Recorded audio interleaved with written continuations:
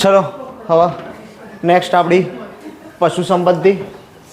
પશુધનની દ્રષ્ટિએ ગુજરાતનો ભારતમાં ક્રમ કયો? 10. 10th નંબર પર આવે છે પશુધનની દ્રષ્ટિએ ગુજરાત. વ્યક્તિ દીઠ પશુધનની દ્રષ્ટિએ જોવા જઈએ તો કેટલામાં નંબર છે? 16મો. વ્યક્તિ દીઠ મીન્સ આપણે વાત કરી લીધી કે ભાઈ વ્યક્તિઓની સાપેક્ષે એક રાજ્યની અંદર આટલા વ્યક્તિઓ નિવાસ કરે છે અને આટલા પશુઓ છે. એ રીતે જો જોઈએ તો ગુજરાતમાં ક્રમ કયો છે? 16મો. પણ ફક્ત ને ફક્ત પશુની સંખ્યા જ જોવામાં આવે, વ્યક્તિઓને ગણવામાં આવે તો 10મો. સૌથી વધુ ઘેટા બકરા કયા જિલ્લામાં જોવા મળે છે? તો કચ્છ. સૌથી વધુ ભેંસ કયા જિલ્લામાં જોવા મળે? મહેસાણા. સૌથી વધુ ગાયો? આના પછી આપણને ક્યાં જોવા મળશે? પોરબંદરમાં. સૌથી ઓછું પશુધન ક્યાં છે? ડાંગ જિલ્લામાં અને ગાંધીનગર જિલ્લામાં. સૌથી નાનો જિલ્લો કયો? ડાંગ. ક્ષેત્રફળ કેટલું? 1764 ચોરસ કિલોમીટર. અને ગાંધીનગર પાટનગર કયા વર્ષે બન્યું? ગાંધીનગર પાટનગર કયા વર્ષે બન્યું? 1971. જિલ્લો કયા વર્ષે બન્યો? 1964. 1964માં જિલ્લો બન્યો. એના પછી 1971માં આપણે એના પાટનગર ઘોષિત કર્યું. દૂધ ઉત્પાદનમાં ગુજરાતમાં ભારતનો ક્રમ. ગુજરાતનો ક્રમ દૂધ ઉત્પાદનની દ્રષ્ટિએ કયો છે? 5મો. કેટલા ટકા ઉત્પાદન કરીએ છીએ? 9%. અમૂલ અફઘાનિસ્તાનમાં અને વિદેશમાં દૂધ પહોંચાડે છે. હા, અફઘાનિસ્તાન ક્રિકેટ ટીમનો જે સ્પોન્સર હોય કોણ છે? તો અમૂલ છે. બરાબર. અફઘાનિસ્તાનની ક્રિકેટ ટીમનું સ્પોન્સર કોણ છે? તો અમૂલ છે. બરાબર. હા, હોકી ટીમનું ખાસ પૂછાય. ભારતીય હોકી ટીમનું સ્પોન્સર કોણ છે? ભારતીય હોકી ટીમના સ્પોન્સર કોણ છે? ઓડિશા રાજ્ય. ઓડિશા સ્ટેટ ભારતીય હોકી ટીમનું સ્પોન્સર છે. ચલો, ગુજરાતમાં સૌથી વધુ ઘાસચારા હેઠળ વિસ્તાર કયા જિલ્લાની અંદર જોવા મળશે? તો બનાસકાંઠામાં. સૌથી વધુ ઘાસચારાનો વિસ્તાર ક્યાં છે? બનાસકાંઠામાં. બીજા નંબરે કોણ આવશે? કચ્છ. હવે આપણે એક એક કરીને પશુ જોઈએ. પહેલાં આપણા માતા, ગાય માતા. હા ભાઈ, બળદ પપ્પા નહીં થતું ને? હા, થાય ને તો બધું જ થાય. જે બનાવો એ બધું થાય. બરાબર. હવે બકરીને મામી ના કહેતા ખાલી. ચલો પાછા આવી જઈએ. બરાબર, મજાક આપણું પૂરું થઈ ગયું. હવે પાછા પોઈન્ટ ઉપર આવીએ. ગાય. કાંકરેજ જાતની ગાય મુખ્યત્વે ક્યાં જોવા મળશે? તો ઉત્તર અને મધ્ય ગુજરાતમાં જોવા મળશે. એ સિવાય કચ્છ જિલ્લામાં પણ જોવા મળે છે. કઈ ગાય? કાંકરેજી ગાય. ડિફાઇન કર્યું છે કેવી ગાય છે. કાંકરેજી ગાય વર્ષે કેટલું દૂધ આપે છે? તો 1400 લીટર દૂધ આપે છે. એક વર્ષની વાત છે. એક વર્ષમાં 1400 લીટર દૂધ આપશે. આ ગાયો બનાસકાંઠા, સાબરકાંઠા, મહેસાણા, અમદાવાદ જિલ્લામાં ઉછેરવામાં આવે છે. આમાંથી કેટલા જ ઘેર ગાયનું દૂધ પીતા હોય એવા? અમૂલ જિંદાબાદ. અમૂલ ગાયનું બી આપે છે દૂધ, ઊંટનું બી આપે છે. હા, ઊંટનું બી દૂધ આવે છે અમૂલમાં. કંઈ નહીં, ચલો આપણે એ તમને તમે દુકાનવાળાને જઈને પૂછી લેજો. ચલો, કચ્છ જિલ્લામાં થરપારકરની ઓલાદની ગાયો. આ એક પ્રકાર જ છે, જેમ કાંકરેજી છે ને એમ થરપારકર ઓલાદની ગાયો પણ ઉછેરવામાં આવે છે. ક્યાં? કચ્છમાં. એની દૂધ પ્રોડક્શન કેપેસિટી કેટલી છે? 1500 થી 2500 લીટર પર યર. એક વર્ષમાં કેટલું દૂધ આપશે? 1500 થી 2500. કાંકરેજી કેટલું આપતી હતી? 1400. એટલે એના કરતાં વધારે છે થરપારકરની ગાયો. ગીર ઓલાદની ગાયો સૌરાષ્ટ્રમાં ઉછેરવામાં આવે છે. સૌરાષ્ટ્રના ઓલમોસ્ટ જિલ્લા છે બધા જ, પણ મહત્ત્વના કેટલા? તો જુનાગઢ, જામનગર, રાજકોટ, અમરેલી અને ભાવનગર જિલ્લાઓની અંદર ગીર ગાયનું દૂધ ફેમસ છે. આ ગાયો વાર્ષિક 3500 લીટર દૂધ આપે છે. ગીર ગાય વાર્ષિક કેટલું દૂધ આપે? 3500 લીટર દૂધ આપે. સૌથી વધુ દૂધ આપનારી ગાય કઈ છે? ગીર ગાય. એટલે જ બધા ગીર ગાયનું દૂધ માંગે છે. ચલો, ડાંગી ગાયો. ડાંગની અંદર જે ગાયો જોવા મળે છે એને ડાંગી ગાયો તરીકે ઓળખવામાં આવે. ગુજરાતના ડાંગ, સુરત અને વલસાડ જિલ્લાના ધરમપુર અને વાસંદા વિસ્તારમાં જોવા મળે. કયા કયા વિસ્તારમાં જોવા મળશે? ડાંગ, સુરત, વલસાડ, ધરમપુર અને વાસંદા. ધરમપુર ક્યાં આવ્યું? વલસાડ. વાસંદા ક્યાં આવ્યું? નવસારી. વલસાડમાં નહીં, નવસારીમાં. ચલો, આ ગાયો વાર્ષિક 1600 લીટર દૂધ આપે છે. કઈ ગાયો? ડાંગી ગાયો. હવે આપણે કાંકરેજી ગાયની વાત કરી લઈએ. કાંકરેજી ગાય દૂધમાંથી કયું મિનરલ્સ મળે છે? તો A2 મિનરલ્સ મળે છે. આ બધું આપણે ચાલી ગયું છે આગળ. આ આપણું રિવિઝન સેશન. કાંકરેજી ગાયનું દૂધ કયું મિનરલ્સ પ્રોવાઈડ કરે? A2 minerals. A2 મિનરલ્સ શેના માટે ઉપયોગી છે? કેન્સરના ઇલાજ માટે ઉપયોગી છે. કેન્સરના દર્દીઓ પી શકશે. દૂધમાંથી A2 મિનરલ્સ મેળવવા માટેનો પ્લાન્ટ ક્યાં નાખ્યો છે આપણે? પાલનપુર ખાતે નાખ્યો છે. ઉદ્ઘાટન ક્યાંથી થયું હતું? ડીસાથી. બરાબર. પરીક્ષામાં પ્રશ્ન ઉદ્ઘાટન થયું ને એ જ વખતે પૂછી લીધો હતો કે ભાઈ A2 મિનરલ્સ મેળવવાનો પ્લાન્ટ ક્યાં નખાયો છે. હવે એ સમયે ઉદ્ઘાટન થયું હતું એટલે પેપરમાં તો શું હોય? ડીસા ડીસા ડીસા. બધા ડીસા ટીક કરીને આવ્યા હતા અને જવાબ આવતો હતો પાલનપુર. બરાબર. એટલે અહીંયા સ્પેસિફાય કરીને મેં અહીંયા અલગ લખીને આપ્યું કે ઉદ્ઘાટન ડીસામાં થયું હતું, પ્લાન્ટ તો ક્યાં છે? પાલનપુરમાં. ગીર ઓલાદની સૌથી વધુ ગાયો બ્રાઝિલ દેશમાં જોવા મળે છે. કઈ? ગીર ઓલાદની સૌથી વધુ ગાયો ક્યાં જોવા મળે? બ્રાઝિલમાં. દૂધ ઉત્પાદનમાં સૌથી શ્રેષ્ઠ પ્રદર્શન બ્રાઝિલનું છે. બરાબર. ગાય આપણી માતા, એમનું કામ પૂરું થઈ ગયું. હવે ભેંસ. સુરતી ઓલાદની ભેંસો ખેડા, વડોદરા, ભરૂચ, સુરત અને અમદાવાદ ખાતે ઉછેરવામાં આવે છે. આ ભેંસ વાર્ષિક 2100 લીટર દૂધ આપે છે. સૌરાષ્ટ્રના દક્ષિણ પશ્ચિમ ભાગમાં વધુ ચરબીવાળા દૂધ માટે જાણીતી જાફરાબાદી ભેંસો. કઈ ભેંસો છે? શેના માટે જાણીતી છે? દુકાન પર જઈને ક્યારેય માગ્યું? દુકાન પર જાઓને પૂછજો કે લીટરવાળા કેટલા કેટલા દૂધ છે, તો લીટરવાળા 2-3 દૂધ હાલશે અલગ અલગ. કે એક છે 60 રૂપિયા લીટર, એક છે 58 રૂપિયા લીટર, એક છે 64 રૂપિયા લીટર. ફરક શું? ચરબી. આપણે આના ઇંગ્લિશમાં કહીએ ફેટ. એટલે આપણને ચરબીની નહીં ખબર. દુકાનવાળાને પૂછીએ તો કે ફરક શું? તો કે ફેટનો ફરક આવે. જેનું ફેટ વધારે એનો ભાવ વધારે. ચલો, આ ભેંસ વાર્ષિક 2300 લીટર દૂધ આપે છે. કેટલું? કઈ? જાફરાબાદી. સૌથી વધુ ચરબીવાળું દૂધ આપતી ભેંસ કઈ છે? જાફરાબાદી ભેંસ. ઉત્તર ગુજરાત અને મહેસાણા જિલ્લામાં જોવા મળતી ભેંસ મહેસાણી ભેંસ તરીકે ઓળખાય. બનાસકાંઠા અને પાટણ ખાતે વઢિયારી ભેંસ ઉછેરાય છે. વઢિયારી ભેંસ બી ફેમસ છે. વઢિયારી ભેંસ ક્યાં જોવા મળશે? તો બનાસકાંઠા અને પાટણ. વઢિયાર પંથક. આપણે વઢિયાર પ્રદેશની વાત કરી હતી. ક્યાં આવ્યો? વઢિયાર પંથકની વાત થઈ હતી. ભૌગોલિક પ્રદેશો ચાલ્યા હતા, એની અંદર વઢિયાર પ્રદેશ આવ્યો હતો. ક્યાં હતો?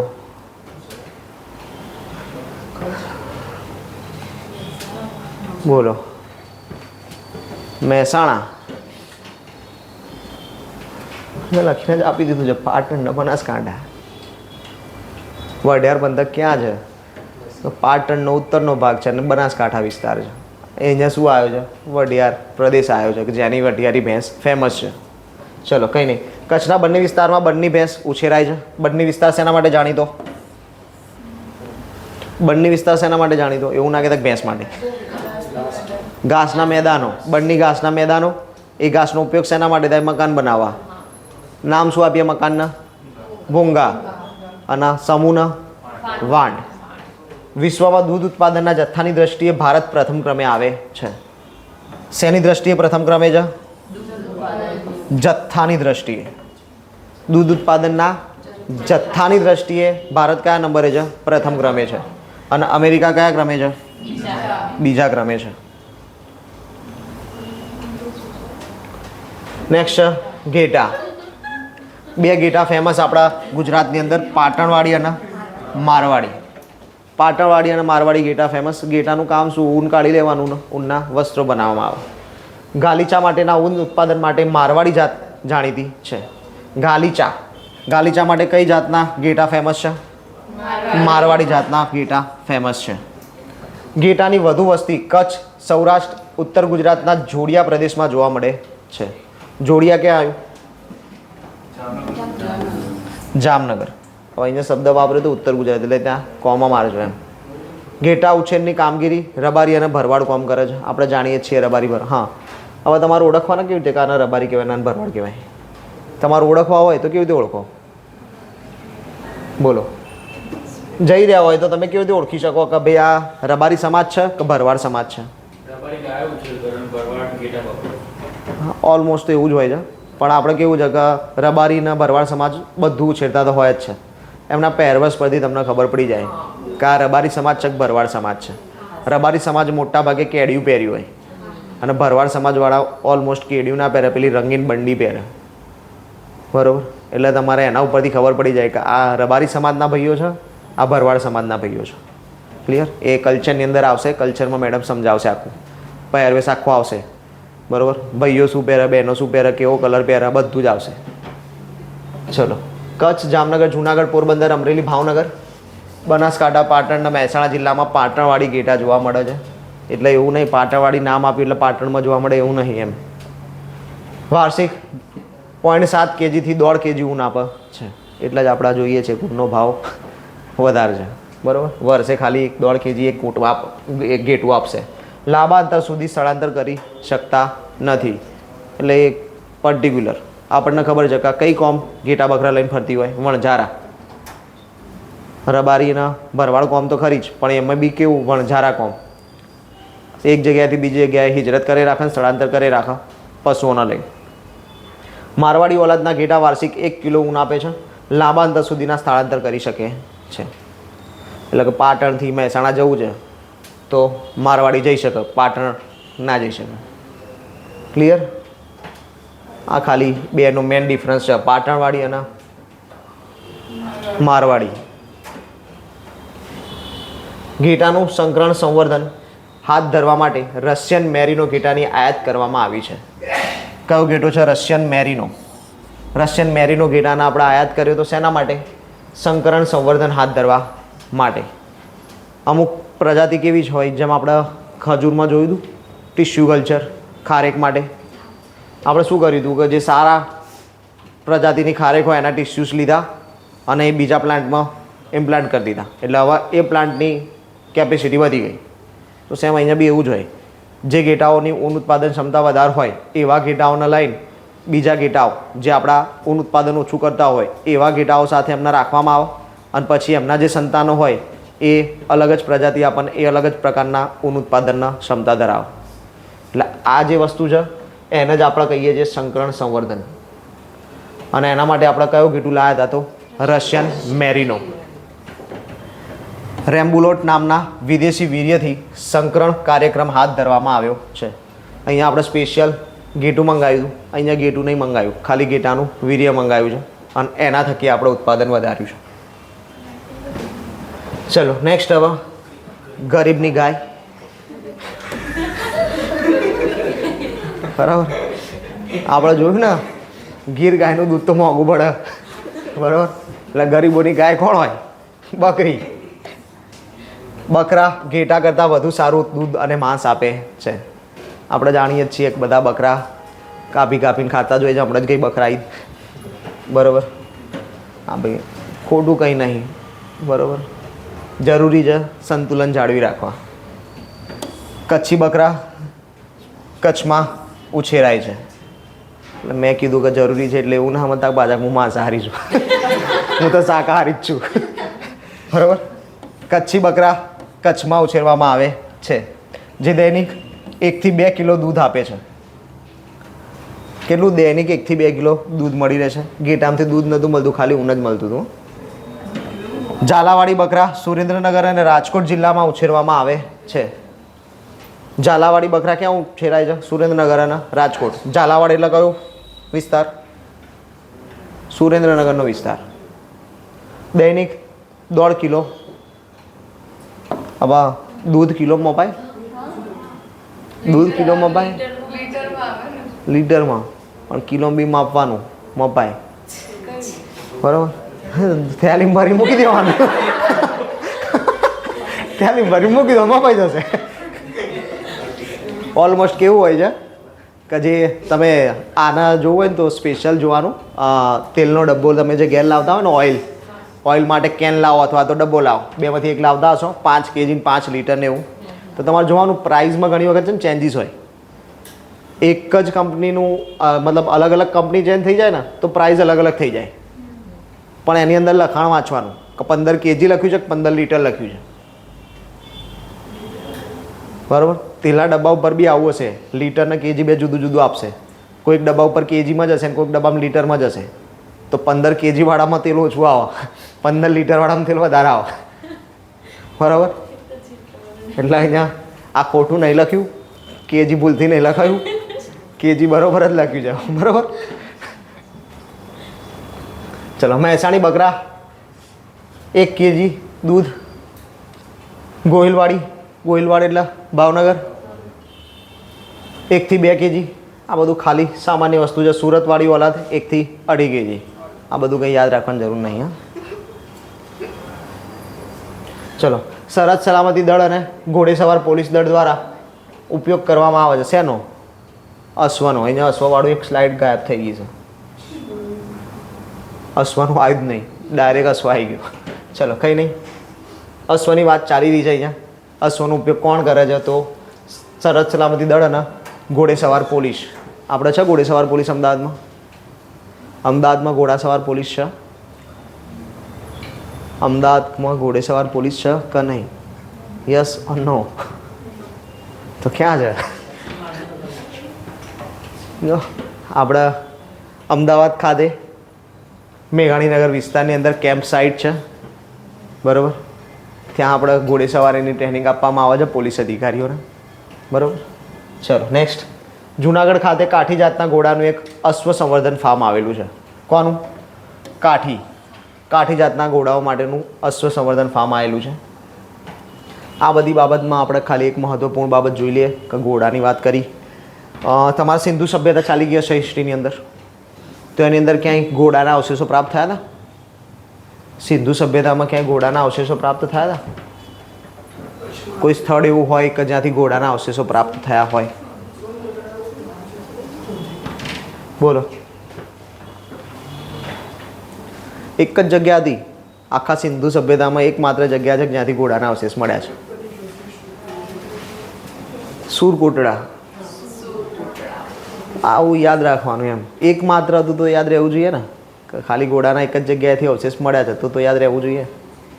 હા, એટલે અહીંયા મેં ઉલ્લેખ એટલા માટે જ કર્યો કે એવું માનીએ છીએ આપણે કે ઘોડો એ આપણી ભારતીય પ્રજાતિ નથી. આપણે બહારથી વેપારની દ્રષ્ટિએ ઘોડો લાવવામાં આવ્યો હતો ને પછી ઘોડાના વેપાર થતા હતા. ક્લિયર?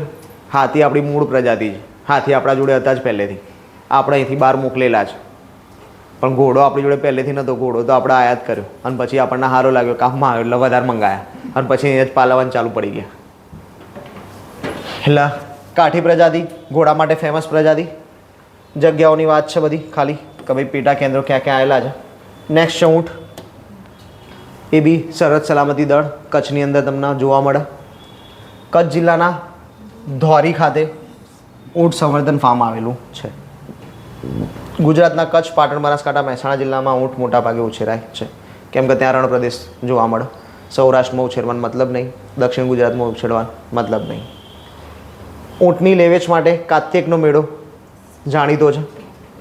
આપણે કાર્તિકના મેળાની વાત થઈ ગયેલી છે.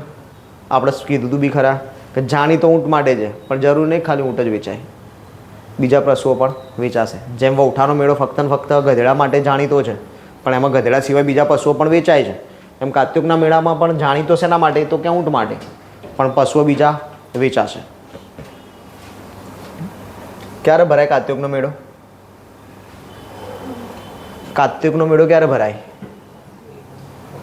કાર્તિકી પૂર્ણિમા. હા, હવે આપણે વાત કરીએ વૈશાખ નંદનની. વૈશાખ નંદન જ ને ગધેડાનું બીજું નામ શું? સમાનાર્થી નામ કયા ગધેડાના? કોઈને ગધેડો કહીએ તો કેવું લાગે? હા, તો ગધેડા જેવો છે, ખરાબ લાગે ને. પણ એને એવું કીધું કે આ તો વૈશાખ નંદન જેવો છે. બરાબર.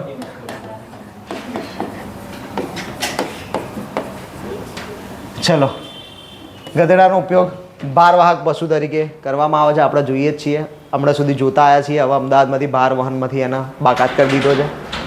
કચ્છ, બનાસકાંઠા, સાબરકાંઠા, પાટણ, મહેસાણા, અમદાવાદ જિલ્લામાં વિશેષ જોવા મળે. ગધેડાની રેવેચ માટે વૌઠાનો મેળો જાણીતો. આપણા હાલત જોઈને પૂરું કર્યું છે હવે ઉઠાણું. પછી વાત કરીએ મરઘાની. બરાબર. વ્હાઇટ લેગ હોર્ન વિદેશ પ્રજાતિ છે. વ્હાઇટ લેગ હોર્ન એના સંવર્ધન માટે લાવવામાં આવી છે. આના માટે ખાલી આટલું જ યાદ રાખો. મરઘીની અંદર શું યાદ રાખવાનું છે? તો વ્હાઇટ લેગ હોર્ન. બાકી અલગ અલગ જિલ્લાઓની અંદર પ્રાદેશિક મરઘા સંવર્ધન ફાર્મ આવેલા છે. પ્રાદેશિક ઇટ મીન્સ કે ત્યાં પ્રાદેશિક જે એ પ્રદેશમાં જાણીતો મરઘો હશે ને એનું ઉત્પાદન સારું થતું હશે. પછી છે બતક. બતક ઉછેર માટે દક્ષિણ ગુજરાત પરિસ્થિતિ વિજ્ઞાન મુજબ અનુકૂળ છે. મતલબ શું? બતકનો ઉછેર સૌથી વધુ ક્યાં થશે? દક્ષિણ ગુજરાતમાં. જિલ્લાઓની વાત કરવાનો મતલબ નથી. પશુ સુધારણા. પશુ સુધારણા એટલે શું? ક્યાં ગાય બહુ મારે છે, મારકની થઈ ગઈ વાન સુધારો એવું ના. ઓલાદમાં સુધારણા. ગાયનું દૂધ વાર્ષિક 1200 લીટર જ આપે છે. તો આ ઓલાદમાં આપણે ચેન્જીસ લાવો, નવી ઓલાદ ઊભી કરો કે જેથી કરીને 1200ની જગ્યાએ 1600 લીટર દૂધ આવતું થઈ જાય. તો આને કહેવાય સુધારણા કાર્યક્રમ. બરાબર.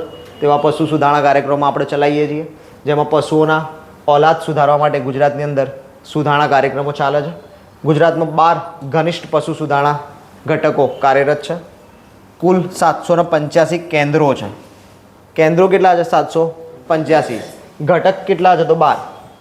ઘટક 12. એ 12 ઘટકની અંદર કેન્દ્રો કેટલા? 785. 786થી ઓછું. ગીર ગાય માટેના પશુ સંવર્ધન ફાર્મ ક્યાં ક્યાં આવેલા છે? તો ગુવાવ, જામનગર, મોરબી, જુનાગઢ, બીડજ, ખેડા. આટલી જગ્યાએ ગીર ગાય માટેના પશુ સંવર્ધન કેન્દ્રો આવેલા છે. કાંકરેજી ગાય માટે ભુજ, કચ્છ, માંડવી, સુરત, થરાદ, બનાસકાંઠા, દાંતીવાડા, બનાસકાંઠા, ચારોડી, અમદાવાદ, બીડજ, ખેડા. આ શબ્દ ધ્યાનમાં લેજો. બરાબર. બીડજ, ખેડા. બીડજ અને આણંદ ખાતે વિદેશી ગાયો માટેના પશુ સંવર્ધન ફાર્મ છે. અત્યાર સુધી જોયું એમાં બધામાં બીડજ આવ્યું છે. બીડજ ખાતેનું ફાર્મ રાષ્ટ્રીય ડેરી વિકાસ નિગમ હસ્તગત છે. બીડજ એટલા માટે જ તમને કીધું કે આને ખાસ ધ્યાન લો. કેમ કે ઇમ્પોર્ટન્ટ વસ્તુ છે. પરીક્ષામાં પૂછાશે તો બીડજ ખાસ પૂછાશે. બીજું બધું એક ટાઈમ નહીં પૂછે પણ બીડજ પૂછશે.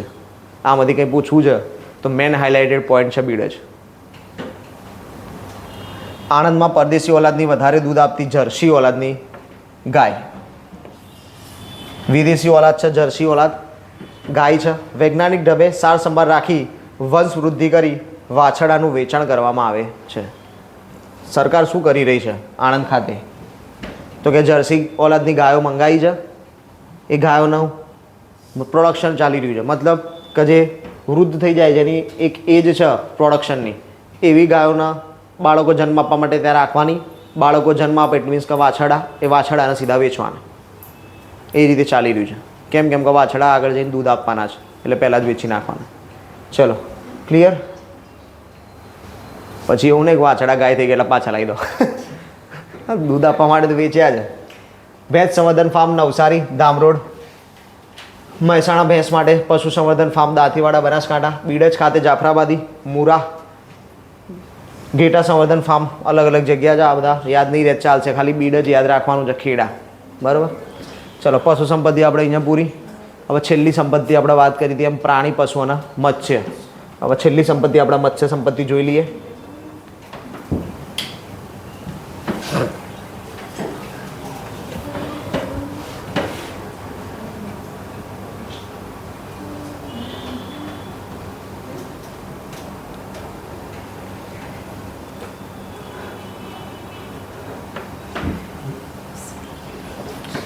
મત્સ્ય સંપત્તિ. હા ફોટા જોવા જોઈ લો. ચલો વધીએ આગળ. ગુજરાત દરિયા કિનારો. આ ચવાઈ ગયું છે. પહેલા લેક્ચરથી ચાલતું આવે છે. બરાબર. ગુજરાતનું ક્ષેત્રફળ કેટલું? આપણે રાઉન્ડ ફિગરમાં જોઈએ. આગળ આખું બોલો. ટોટલ 5 આંકડા વાળું.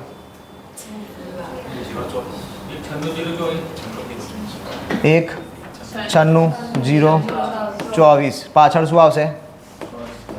ચોરસ કિલોમીટર. 196 024 ચોરસ કિલોમીટર. અહીંયા શું છે 1.64 લાખ ચોરસ કિલોમીટર જેટલો વિસ્તાર મત્સ્ય ઉદ્યોગના વિકાસ માટે ઉપયોગી છે. અહીંયા ક્ષેત્રફળ આપણું 1.024. એક ક્ષેત્રફળની વાત નહીં, દરિયાઈ સીમાના અનુસંધાને 1.64 લાખ ચોરસ કિલોમીટર વિસ્તાર રહીએ છીએ. ઇટ મીન્સ કે જેટલું ક્ષેત્રફળ છે ને ઓલમોસ્ટ નિયર છે કે શાનું મત્સ્ય ઉત્પાદન ક્ષેત્ર. ક્લિયર? આપણી જોડે સીમા તો કેટલી છે? 1600 કિલોમીટર. ગુજરાતમાં ભારતની કુલ ખંડીય છાજલી આપણા દરિયાઈ પ્રદેશમાં વ્યવસ્થિત જોઈ લીધેલી છે. ઓકે. ગુજરાતમાં ભારતની કુલ ખંડીય છાજલીના 32.41% ખંડીય છાજલી આવેલી છે. કુલ ખંડીય છાજલીના કેટલા ટકા? 32.41%. નર્મદા, મહી, તાપી, સાબરમતી, બનાસ જેવી 5 મોટી નદીઓ અને મીઠા પાણીના અન્ય સમૃદ્ધ સ્થાનો આંતરદેશીય મત્સ્ય ઉછેર ક્ષેત્રે મોટી ક્ષમતા ધરાવે છે. આજે નદીઓની વાત કરીએ, આ નદીઓમાં મીઠા પાણીની માછલી, બરાબર, મીઠા પાણીનું મત્સ્ય ઉત્પાદન માટે જાણીતા છે. કઈ નદીઓ? નર્મદા, મહી, તાપી, સાબરમતી અને બનાસ. માછલીઓનું 2 ઉત્પાદન આવે, એક મીઠા પાણીની, એક ખારા પાણીની. 2 જુદી જુદી હોય. નદીમાં જે રહેતી હોય સમુદ્રમાં ના રહે, સમુદ્રમાં રહેતી હોય નદીમાં ના રહે. અને અમુક જ માછલી એવી હોય જે નદી અને સમુદ્ર બેયમાં રહે. ચલો, પ્રજાતિઓ બધી આપેલી છે. તો કઈ પ્રજાતિઓ દરિયાકાંઠે માછીમારીનો વ્યવસાય કરશે? તો ખારવા, વાગેર, મિયાણા, માછી, ટંડેલ, માંગેલ, મીઠાના, દુબળા, નાયકા, કોળી, સીધી. હવે જે આ બધી પ્રજાતિઓ છે ને તમને કલ્ચરની અંદર જોવા મળશે. જે નૃત્યો આવશે ને એની અંદર, નૃત્યોની અંદર આ બધી પ્રજાતિઓ ફેમસ આવશે. ચલો આગળ વધીએ છીએ. આંતરદેશીય નહીં જોવું. હા, મત્સ્ય ઉત્પાદનમાં ગુજરાતનું સ્થાન ભારતમાં કયું છે? ત્રીજું. મત્સ્ય ઉત્પાદનની દ્રષ્ટિએ ભારતમાં ગુજરાતનું સ્થાન કયું હતું? ત્રીજું હતું. પણ હાલમાં પરીક્ષામાં પૂછાય તો આપણે કઈ લખશું? બીજું. હાલમાં કયું છે? બીજું. સેકન્ડ નંબર પર છે હાલ ગુજરાત. પહેલા નંબર પર કોણ છે? બંગાળ. બીજા નંબર પર ગુજરાત. હવે કેરળ કયા નંબર પર થઈ ગયું? ત્રીજા નંબર પર. એટલે અહીંયા યાદ રાખજો, ગુજરાત બીજા નંબરે, પહેલા નંબરે બંગાળ. ગુજરાતનો મત્સ્ય ઉદ્યોગ 2 ભાગમાં વિભાજિત કરેલો છે, દરિયાઈ અને આંતરદેશીય. આંતરદેશીય એટલે મીઠા પાણીવાળું અને દરિયાઈ એટલે ખારા પાણીવાળું. દરિયાઈ મત્સ્ય ઉદ્યોગ, ખારા પાણીની વાત કરી લઈએ પહેલાં. ગુજરાતના પ્રથમ કક્ષાના 10 મત્સ્ય બંદરો છે. સિમ્પલ વસ્તુ છે, ખારું પાણી છે, દરિયા કિનારે બંદરો ઉપરથી જ કામ થશે. 10 બંદરો ડિફાઇન કરેલા છે: વેરાવળ, પોરબંદર, માંગરોળ, જાફરાબાદ, જખો, દ્વારકા, ઓખા, રાજપરા, નવા બંદરના ઉમરસરી. જખોને આધુનિક સુવિધાઓ સાથેના મત્સ્ય બંદર તરીકે વિકસાવવામાં આવ્યું છે. વેરાવળની વાત અલગ જ છે. માંગરોળ અને વેરાવળના મત્સ્ય કેન્દ્રોને પૂરતી સવલતો સાથેના મત્સ્ય બંદરો તરીકે વિશ્વ બેંકની સહાયથી વિકસાવવામાં આવ્યા છે. કઈ બેંકની સહાય, શાની સહાયથી વિકસાયા? તો વિશ્વ બેંકની સહાયથી વિકસાયા છે. કયા 2 બંદર? માંગરોળ અને વેરાવદર. જ્યારે જખો આપણી રીતે વિકસાયું છે. ઉમરસદી બંદર સિવાયના બંદરો સૌરાષ્ટ્ર અને કચ્છમાં છે. આ દક્ષિણ ગુજરાતમાં છે. બાકી બધા જે બંદરો આપણે જોયા હતા બધા સૌરાષ્ટ્ર અથવા તો કચ્છ દેખાય છે, બરાબર. પણ ખાલી ઉમરસદી જ એક બંદર એવું છે જે દક્ષિણ ગુજરાતની અંદર છે. ઉમરસદી, પારડી, વલસાડ, તળ ગુજરાતનું એકમાત્ર મત્સ્ય બંદર. કેમ કે તળ ગુજરાતમાં ઉત્તર, મધ્ય અને દક્ષિણનો ભાગ આવે. એમાં બી દરિયા કિનારો ખાલી દક્ષિણના જ જિલ્લાઓ ધરાવે. મધ્યનો ખાલી એક આણંદ જિલ્લો જ આવે. બાકીના તો બધા આણંદ, ભરૂચ સિવાય બધા નીચે દક્ષિણમાં જતા રહે. એટલે દક્ષિણની અંદર બી આટલા બધા જિલ્લા હોવા છતાં એક જ જિલ્લો વલસાડ મત્સ્ય ઉત્પાદન માટે જાણીતું. ગુજરાતમાં મત્સ્ય બીજ ઉત્પાદન ફાર્મ 30 છે, એમાંથી 26 રાજ્ય હસ્તક છે. મત્સ્ય ઔદ્યોગિક એસ્ટેટ, જેમ આપણા ઔદ્યોગિક ક્ષમતા માટે લોખંડ પોલાદના કામ માટે ને એ બધા બીજા અલગ અલગ કામ માટે આપણે જે જોઈએ છીએ તો એના માટે આપણા એસ્ટેટો સ્થાપીએ છીએ. અલગ અલગ GIDCઓ જોઈએ છીએ. તો એમ મત્સ્ય માટે ક્યાં છે એસ્ટેટ? ઓખામાં. દરિયાઈ મત્સ્ય ઉદ્યોગોના કેન્દ્રો સૌરાષ્ટ્રની અંદર 70, તળ ગુજરાતમાં 68 અને કચ્છની અંદર 51. સૌથી વધુ સૌરાષ્ટ્ર. દરિયાઈ મત્સ્ય કેન્દ્રોના 2 પ્રકાર છે, એક મોસમી અને એક બારમાસી. મોસમી અને બારમાસી આપણે જેમ જોયું હતું એ પ્રમાણે જ છે. 12 માસ માછલા ઉત્પાદન થાય તો બારમાસી અને ચોમાસાની સિઝન પૂરતું થાય તો મોસમી. ચલો, કચ્છનો અખાત ઓયસ્ટર માછલીના સંવર્ધન માટે જાણીતો છે. ઓયસ્ટર માછલી ક્યાંથી મળશે? કચ્છના અખાતમાંથી. કચ્છના અખાત માટે જિલ્લાઓ કયા કયા આવે? કચ્છ, મોરબી, જામનગર, દેવભૂમિ, દ્વારકા. આ યાદ રાખવાનું. ઓયસ્ટર માછલી ક્યાંથી મળે છે? તો કચ્છના અખાતમાંથી મળે છે. કચ્છના અખાત માટેના જિલ્લા કયા કયા? કચ્છ, મોરબી, જામનગર અને દેવભૂમિ દ્વારકા. માછલીની જાળવણી માટે બરફના સૌથી વધુ કારખાના ક્યાં છે? જૂનાગઢમાં. આપણને ખબર છે કે ભાઈ માછલીને બહાર કાઢી લેવામાં આવે તો કોઈ પણ વસ્તુનો એક ખરાબ થવાનો સમયગાળો હોય, એટલા સમયગાળામાં ખરાબ થઈ જાય. જો એને જાળવણી કરવી હોય તો એને અલગ અલગ પ્રોસેસ કરવી પડે. તો એના માટે માછલીની પ્રોસેસ છે. જો એને બરફમાં રાખવામાં આવે તો જલ્દી ખરાબ ના થાય. તો એના માટે બરફના મોટા કારખાના ક્યાં આવેલા છે? જૂનાગઢમાં. કુલ શીતગ્રહો સંગ્રહોમાં સૌથી વધુ જૂનાગઢમાં. મતલબ શું? માછલા ઉત્પાદન કરી દીધું, હવે માછલાના વિદેશમાં મોકલવાના છે. બરાબર? તો હવે એવું તો છે ને કે આજે માછલા પકડે એટલે વિદેશમાં જતા રહેશે આજે નાજે. એને પકડી લઈને આવવામાં આવશે. નાના માછીમારો મોટા માછીમારોને આપશે, એ વેપારીઓને આપશે. વેપારી લાઈન ક્યાં? જૂનાગઢના સંગ્રહ સ્થાનો મૂકશે, સ્ટોરેજ રૂમો મૂકશે. પછી એ સ્ટોરેજ રૂમોમાંથી વિદેશમાં જશે. એવું ના હોય કે ઉત્પાદન થઈ ગયું સીધું નાખો. બરાબર? ચલો, સૌથી વધુ ફ્રીઝિંગ અને કેનિંગ પ્લાન્ટ વેરાવળમાં છે. ફ્રીઝિંગ અને કેનિંગ પ્લાન્ટ સૌથી વધુ ક્યાં છે? તો વેરાવળમાં. પણ બરફ માટેના સ્ટોરેજ રૂમ ક્યાં છે? જૂનાગઢ. આવ્યું. મત્સ્ય બોટો ખરીદવા, માછલાની હેરફેર કરવા, વાહનો ખરીદવા અને આધુનિક ઢબની જાળો બનાવવા જરૂરી માલ ખરીદવા સરકાર તરફથી મુકર્રર રકમ સહાયની જગ્યાએ રહાઈ થઈ ગયું છે. સહાય તરીકે પૂરી પાડવામાં આવે છે. બરાબર? રાહત તરીકે અપાય છે એટલે કે સહાય પૂરી પાડવામાં આવે છે. ઉપરાંત રાષ્ટ્રીયકૃત બેંક તથા કોર્પોરેશન તરફથી પણ લોન પૂરી પાડવામાં આવે છે. આ ઓછા વ્યાજદરની લોન હોય પર્ટિક્યુલેશન આ કામ માટે. ભાઈ તમારે નાવડી ખરીદવી છે, નવી ઝાડ બનાવવી છે, એ બધા કામ કરવા છે તો આ છે. પ્લસ અહીંયા એક મહત્ત્વની વસ્તુ છે કે માછલાની હેરફેર કરવા માટેના વાહનો. બરાબર? તો કેમ સામાન્ય વાહનોમાં માછલા હેરફેર ના થાય? આપણે કીધું ખરાબ થઈ જાય, બરફમાં જ રાખવા પડે. તો એવા વાહનો જોઈએ કે જેની અંદર પાછળ ઓલરેડી એક ફ્રીજ આપેલું હોય. ફ્રીજવાળા જ વાહનો હોય આખા. એ ફ્રીજવાળા વાહનોમાં સીધા માછલા મૂકી દો, ફ્રીજ બંધ, ગાડી લઈને જતા રહો. એટલે માછલાની સ્થિતિ એવી ને એવી રહેશે. ચલો, ઓખા, પોરબંદર, વેરાવળ, માંગરોળ, વલસાડ, જાફરાબાદ, જામનગર અને ઉમરગામનો વિકાસ આ ઉદ્યોગના સેવા કેન્દ્રો તરીકે જોવા મળે છે. જો ઉદ્યોગોનું જે આ રોજગારીની વાત ચાલે છે ને આ છે. સ્ટેપ બાય સ્ટેપ રોજગારી વધી રહી છે. પહેલાં માછીમારોએ રોજગારી મેળવી, માછલા પકડ્યા, એમને કંઈક પેમેન્ટ મળ્યું હશે, એમને મોટા માછીમારોને વેચ્યું, મોટા માછીમારોએ વેપારીઓને વેચ્યું, વેપારીઓએ સ્ટોરેજવાળાને આપ્યું, સ્ટોરેજવાળાને બી આવક થઈ. હવે સ્ટોરેજવાળાની જોડેથી પાછા વહાણો સુધી લઈ જવા માટે વ્હીકલ્સ જોઈશે, તો પાછું એ વ્હીકલ બનાવવાવાળાને બી રોજગારી મળી.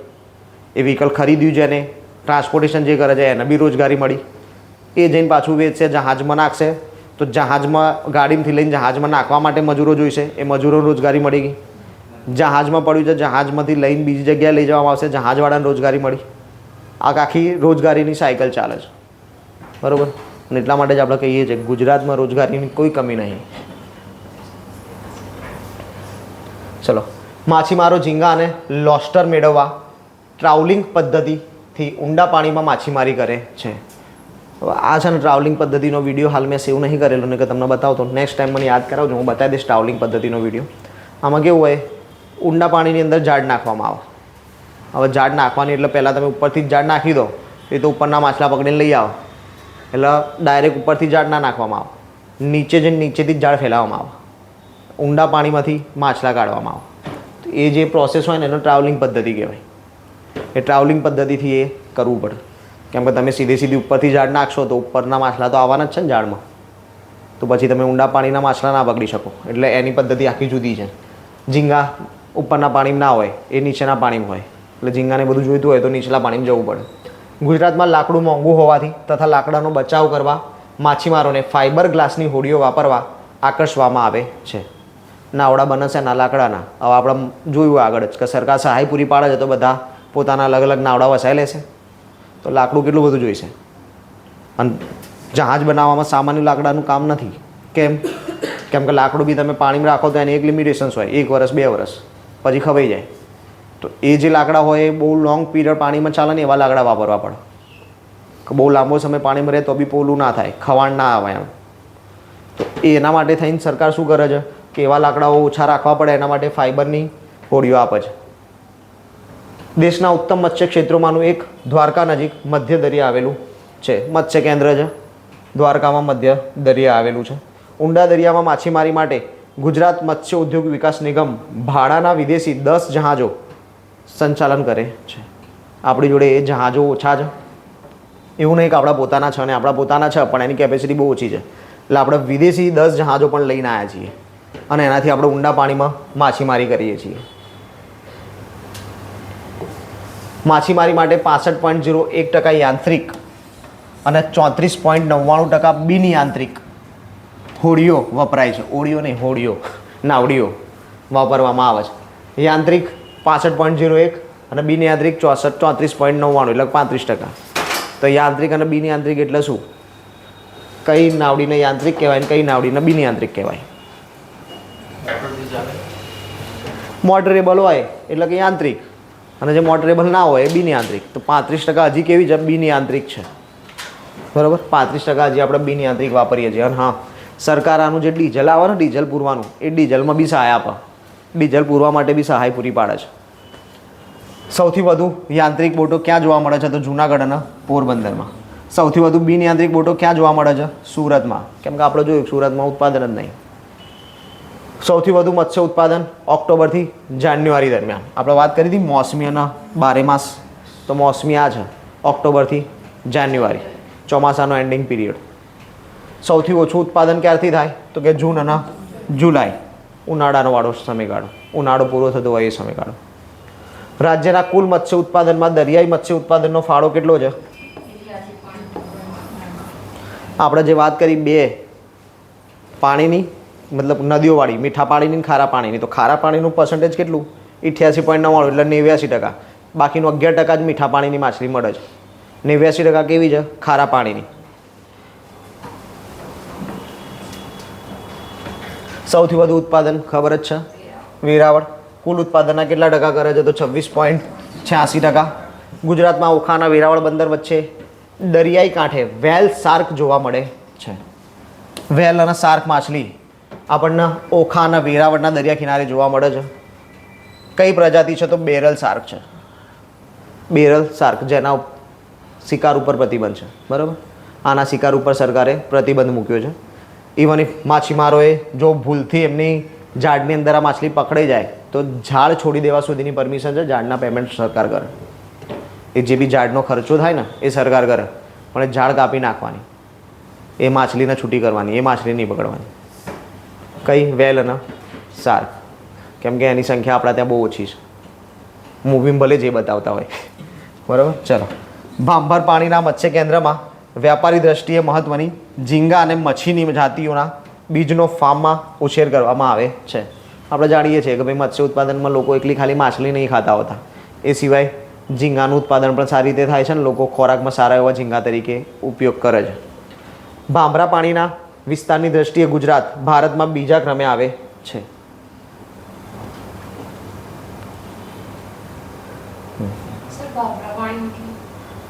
મેં કીધું કોઈ પૂછતું કેમ નહીં. ભાંભરા પાણીની વાત કરીએ તો આમાં કેવું છે, આપણે બે વસ્તુ જોઈએ આગળ. એક દરિયાની ઉપરનું પાણી હોય ને, બીજું દરિયાની અંદર જઈને મત્સ્ય ઉત્પાદન કરવાનું, ઇટ મીન્સ કે માછલીઓ પકડવાની. તો આ બે પાણીમાં ફરક શું આવશે? તો જે ઉપરની પાણીનો સ્તર છે એ ઉપલા પાણીના સ્તરમાં પાણીનું કેવું હોય? પ્રેશર ઓછું હોય. સમજો, આ છે ને એક થોડી સાયન્ટિફિક વસ્તુ છે. આખું એક બીકર ભર્યું છે પાણીથી, આપણે એવું માનો આ એક બીકર પાણીથી ભરેલું છે. તો અહીંયા ઉપર જે પાણી છે એની ઉપર જે દબાણ આવે છે એ ઓછું આવશે, પણ નીચેના પાણી પર દબાણ કેવું હશે? વધારે છે, પ્રેશર વધારે આવશે. આના માટે તમે અમુક મૂવીઝમાં કાં તો અમુક કોન્સેપ્ટ જોયા હોય તો એમાં સબમરીનમાં એમાં બતાવો કે ભાઈ આ સબમરીન પાણીમાં આટલી ઊંડાઈ સુધી જ જઈ શકે છે, એનાથી નીચે ઊંડાઈમાં જાય તો પ્રેશર વધી જવાના કારણે તૂટી જશે. તો આપણને એ વસ્તુ ડિફાઇન થાય છે કે ભાઈ પ્રેશર ઇમ્પોર્ટન્ટ છે. જેમ જેમ નીચે જશો એમ એમ પ્રેશર વધશે. તો આપણે નીચા પાણીનું જોઈ લીધું, તો નીચેના પાણીમાં પ્રેશર વધારે છે તો ત્યાં અલગ પ્રકારના માછલા જોવા મળશે, ઉપરના પાણીમાં અલગ પ્રકારના માછલા જોવા મળશે. તો એવી જ રીતે આ જે વાત કરીને આપણે કે ભાઈ ભાભરું પાણી, તો એ કેવું છે? તો ઇટ મીન્સ કે જ્યાં પ્રેશરનું એવરેજનેસ હોય બહુ વધારે પડતું પ્રેશર બી ના હોય ને બહુ ઓછું પ્રેશર બી ના હોય, પ્લસ જમીની વિસ્તાર ક્યાંક ના ક્યાંક નજીકમાં હોય. જમીની વિસ્તારથી કહેવાનો મતલબ એવો છે કે સમુદ્ર તટના બી વાત ચાલે, સમુદ્ર ખડકો હોય તો પણ ચાલે, એવો જે વિસ્તાર હોય એ વિસ્તારનું જે પાણી હોય ને એનું ભાભરા પાણી તરીકે ઉલ્લેખન થાય. ભાભરા પાણીમાં કેવું છે, બહુ ઠંડુ બી નહીં અને બહુ ગરમ બી નહીં. આપણે નહીં અમુક નવશેકું પાણી કહેતા, આ બસ આવું એવું સમજો કે આ જે વિસ્તાર છે આ છે. કારણ શું, આ જે પાણી હોય ને જે બહુ ઠંડુ બી ના હોય ને બહુ ગરમ બી ના હોય, ત્યાં મત્સ્ય ઉત્પાદન સારું થાય, ત્યાં ઉત્પાદન સારું મળી રહે. અને આપણે એટલે જ પહેલાં જે મહિનાઓ જોયા હતા ને એમાં એવું જોઈએ, જે દરિયાઈ લહેરો હોય ને ગરમ પાણીની ઠંડા પાણીની, એ આપણે જ્યારે ભૌતિક ભૂગોળ જોઈશું ત્યારે જોઈશું. દરિયાઈ લહેરો આવશે ગરમ અને ઠંડા પાણીની. એ ગરમ અને ઠંડા પાણીની લહેરો અલગ અલગ સમયગાળા દરમિયાન અલગ અલગ જગ્યાએ જાય અને એના કારણે અલગ અલગ જગ્યાએ અલગ અલગ સમયે મત્સ્ય ઉત્પાદન વધારે મળે. તો આ જે ભાભરું પાણીની વાત કરીને આપણા માટે સમજવા માટે નવશેકું પાણી સમજવાનું. નવશેકું ઇટ મીન્સ કે જે આ વાત કરી હતી કે આ ઉપરના નીચેવાળું પાણી ગરમ હશે ઠંડુ હશે, ઉપરવાળું ગરમ હશે ઠંડુ હશે, પણ વચ્ચે એવરેજ, તો એ ફાયદો મળશે. એટલે એ જે પાણી છે એના ભાભરાવાળું પાણી કહેવાય. ત્યાં મત્સ્ય ઉત્પાદન સારું હોય, બરાબર. એ પાણીમાં મત્સ્ય ઉત્પાદન સૌથી સારું મળે. Marine products export development authority કોચીનની પ્રાદેશિક કચેરી વલસાડ ખાતે સ્થપાયેલ છે. ક્યાં સ્થાપી છે એક્સપોર્ટ માટે? વલસાડ, જ્યાં ઉત્પાદન સૌથી ઓછું છે. જેટલી જગ્યાએ ઉત્પાદન થાય છે એટલી જગ્યામાં સૌથી ઓછું ઉત્પાદન ક્યાં થાય છે? વલસાડમાં. અને ત્યાં જ આપણે શું સ્થાપ્યું છે? એક્સપોર્ટ ડેવલપમેન્ટ ઓથોરિટીની કચેરી. જો ભાંભર પાણીની ખારાશ વધુ, ખારાશ વધુ, ગરમાહટ વધુ, ફાયદો વધારે મળશે. ચલો, ગુજરાત દરિયાઈ માછલીના ઉત્પાદનમાં દેશમાં પ્રથમ સ્થાને છે. દરિયાઈ માછલીના ઉત્પાદનમાં ગુજરાતનું સ્થાન કયું? પ્રથમ. હમણાં આપણે શું જોયું હતું? માછલી ઉત્પાદનમાં ગુજરાતનું સ્થાન કયું? બીજું. પહેલા નંબરે પશ્ચિમ બંગાળ. હવે જે આ ખાલી શેની વાત હતી? માછલી ઉત્પાદનની. એમાં બંને આવી ગયું, દરિયાઈ બી આવી ગયું અને ખારા પાણીની મીઠા પાણીની બે માછલીઓ આવે. જો એની વાત કરીએ તો ગુજરાત બીજા નંબરે છે, કેમ કે પશ્ચિમ બંગાળ પ્રથમ ક્રમે આવશે, સૌથી વધુ માછલી ઉત્પાદન રહી. પણ ખાલી દરિયાઈ માછલીના ઉત્પાદનની જ વાત કરીએ તો પછી એમાં ગુજરાત પ્રથમ નંબરે. એટલે શબ્દ જોવાનો કે દરિયાઈ વાત કરી છે કે નથી કરી. ચલો નેક્સ્ટ, તેલ શુદ્ધિકરણ refinery Veraval. Shark oil plant Veraval. હવે એવું ના કહેતા કાન તો મારવાની મનાઈ છે, ઓઇલ ક્યાંથી મળ્યું? આંતરદેશીય એટલે હવે મીઠું પાણી, મીઠા જળની માછલીઓ, આ બધી મીઠા જળની માછલીઓની પ્રજાતિ છે, બરાબર. ઉત્પાદન વધારવા માછલીઓ પર હોર્મોન ઇન્જેક્શન દ્વારા પ્રેરિત સંવર્ધન પ્રયોગો હાથ ધરાય છે. આમાં છે ને એક કેજ ઉત્પાદન બી આવે છે, હું બતાવીશ આગળ, કદાચ આવી જ જશે કેજ. ના આવે તો મને યાદ કરાવજો, લેક્ચર પૂરું થાય. કેજ કલ્ચર આવશે એક આખું અલગથી.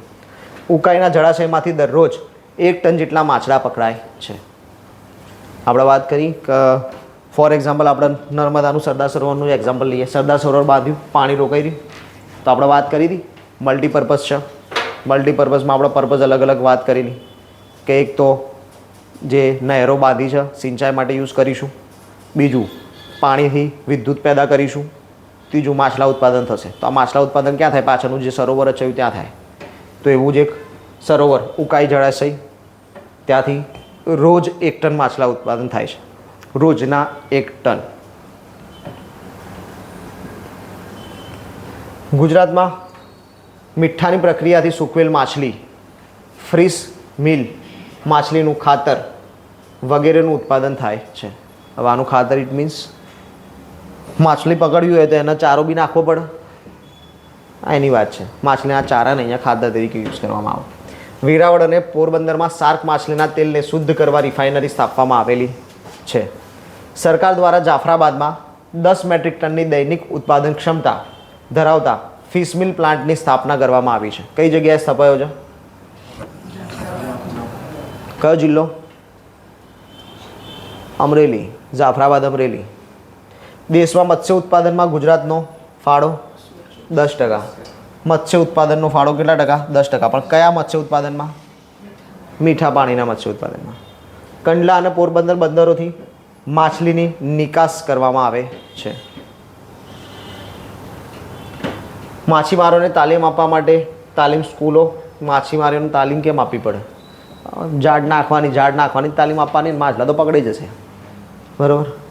પણ તાલીમ શું આપવામાં આવે કે ભાઈ એક સાથે બધા માછલા પકડી લેશો તો બીજા દિવસે શું કરશો, બરાબર. એટલે એ લોકોને તાલીમ એ રીતે આપવામાં આવે કે આજે આખો એરિયા છે એ ઉત્પાદનનો એરિયા છે, તો આજે આ એરિયામાંથી માછલી પકડીને તો બીજા દિવસે કયા એરિયામાંથી માછલીઓ પકડવાની, કે જેથી કરીને તમને 12 માસ કન્ટિન્યુઅસ માછલી મળી જ રહે, માછીમારીનો ધંધો બંધ ના થાય.